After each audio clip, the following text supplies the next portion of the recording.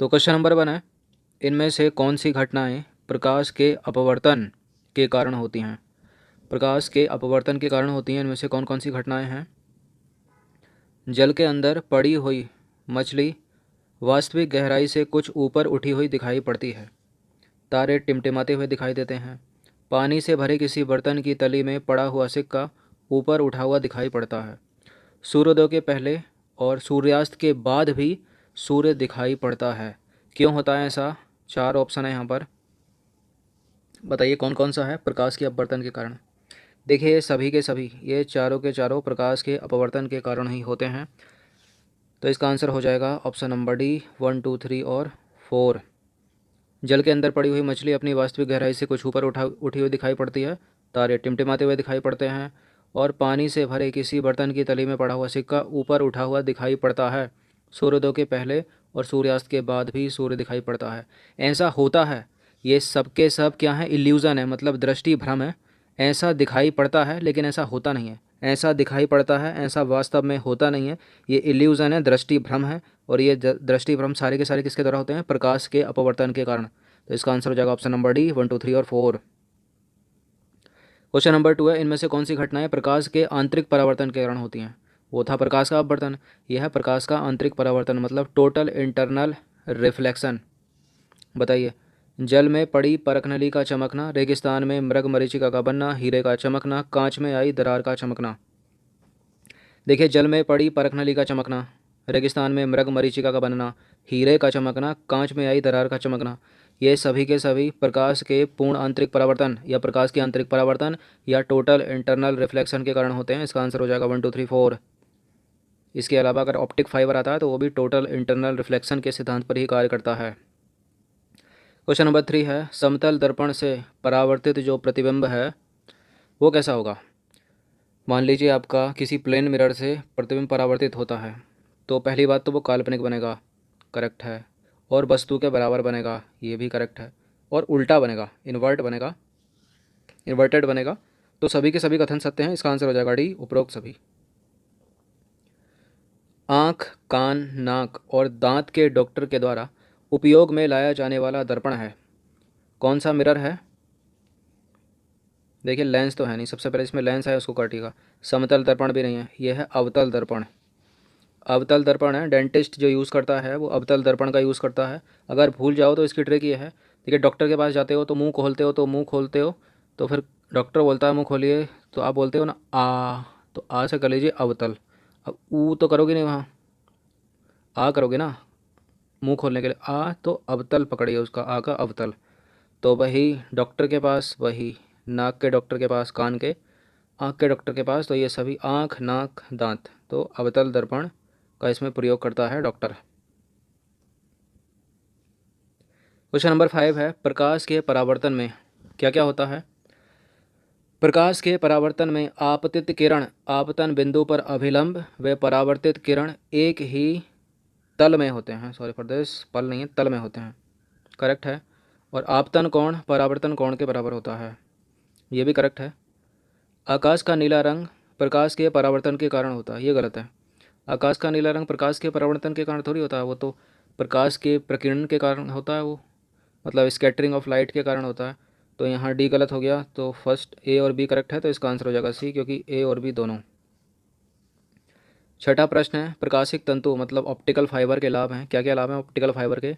प्रकाश सिग्नलों के दूर संचार में, शरीर के अंदर लेज़र किरणों को भेजने में, मनुष्य के शरीर में आंतरिक भागों का परीक्षण करने में, ये सभी के सभी ऑप्टिकल फाइबर के लाभ हैं। इसका आंसर हो जाएगा डी। क्वेश्चन नंबर 7 है, प्रकाश के वेग की गणना सबसे पहले किसने की थी? किसने की थी प्रकाश के वेग की गणना? रोमर ने की थी सबसे पहले। किसने की थी? रोमर ने।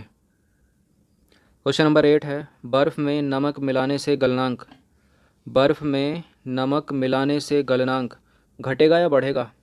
वो घट जाएगा। क्वेश्चन नंबर 9 है, दाब बढ़ाने पर क्वथनांक, अब बॉइलिंग पॉइंट की बात आ गई। बॉइलिंग पॉइंट क्वथनांक होता है बॉइलिंग पॉइंट, तो दाब बढ़ाने पर जो क्वथनांक है वो बढ़ जाता है, बॉइलिंग पॉइंट बढ़ जाता है। देखिए कुकर, प्रेशर कुकर किस सिद्धांत पर कार्य करता है? प्रेशर कुकर में खाना जल्दी कैसे पक जाता है? क्योंकि जब उसमें हीट लगाते हैं नीचे से तो दाब बढ़ता है, और दाब बढ़ने से क्योंकि उसका ढक्कन बंद होता है तो दाब बढ़ने से क्या होता है, उसका बॉइलिंग पॉइंट बढ़ जाता है, क्वथनांक बढ़ जाता है, इसलिए खाना जल्दी पक जाता है। पूछते हैं, इसको इंपॉर्टेंट है। इनमें से कौन से विद्युत चुम्बकीय तरंगों के गुण हैं? विद्युत चुम्बकीय उदासीन होती हैं, यह प्रकाश के वेग से गमन करती हैं, और यह अनुप्रस्थ होती हैं। तो देखिए सभी के सभी जो हैं विद्युत चुम्बकीय तरंगों के गुण हैं। इसका आंसर हो जाएगा डी, उपरोक्त सभी। क्वेश्चन नंबर 11 है, निम्नलिखित में से किन किरणों की भेदन क्षमता अत्यधिक होती है और इनका उपयोग नाभिकीय अभिक्रिया तथा कृत्रिम रेडियोधर्मिता में किया जाता है? किसका? पराबैंगनी किरणें, एक्स किरणें, गामा किरणें या कैथोड किरणें? सबसे अधिक भेदन क्षमता इनमें से किसकी है बताइए? सबसे, मान लीजिए अगर सीधा सीधा पूछ लिया जाए अल्फ़ा और गामा, अल्फ़ा और बीटा गामा, इनमें से भेदन क्षमता बताइए सबसे अधिक किसकी है? तो इसका उत्तर हो जाएगा गामा, उससे कम बीटा और सबसे कम अल्फ़ा। डिक्रीजिंग ऑर्डर में जाएगा इस तरह से। तो यहाँ जो सबसे अधिक भेदन क्षमता है वो गामा किरणों की ही है, सबसे ज़्यादा गामा किरणों की ही है, और इसका जो उपयोग होता है वो नाभिकीय अभिक्रिया और कृत्रिम रेडियोधर्मिता में किया जाता है।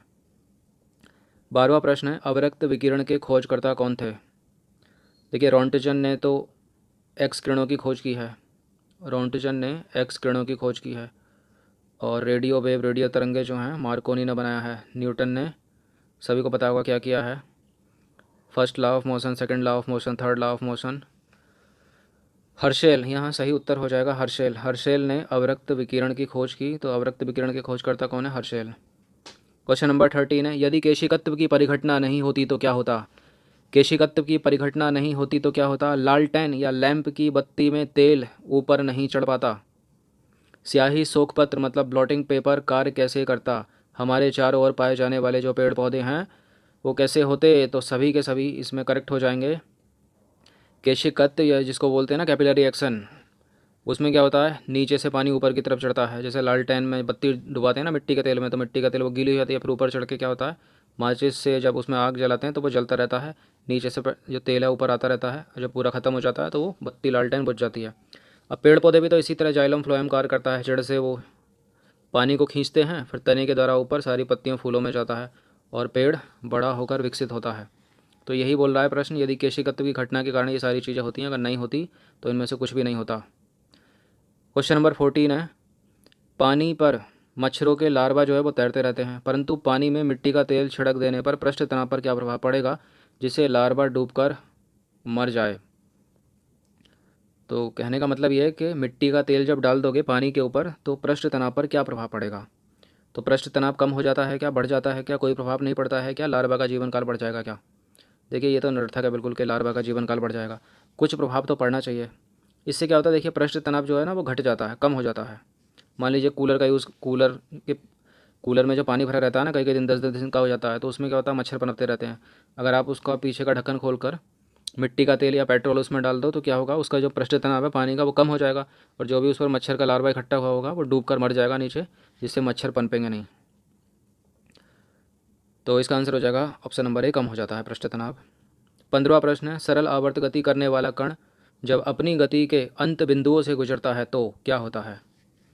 स्थितिज ऊर्जा शून्य होती है, गलत। स्थितिज ऊर्जा तो सर्वाधिक होती है, अधिकतम। गतिज ऊर्जा अधिकतम होती है, गलत। गतिज ऊर्जा तो शून्य होती है।